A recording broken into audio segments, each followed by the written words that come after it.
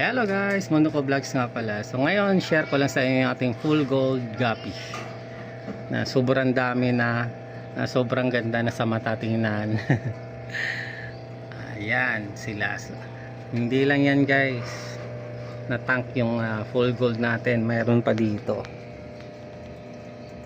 So pangalawa,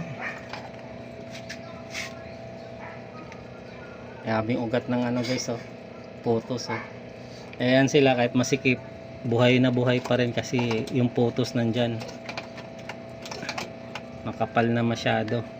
Same din dito, papansin nyo yung ugat ng putos, oh, hanggang dyan sa taas.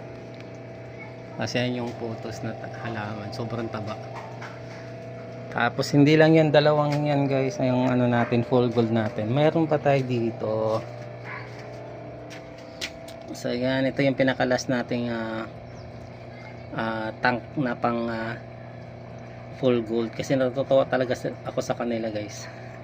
Sobrang dami, tapos yung kulay sobrang ganda. Tapos hindi pa sila palakain ng mga anak. Ito, ngayon marami na maliliit, meron pa dito. So ayan, ayan, nagtatago. Yan. Mas ito, dito sa tank na to mayroong kumakain ng anak dyan kasi konti lang yung fry, eh. Kaya ito, nag-set up tayo ng bago. Ayan, sobrang dami.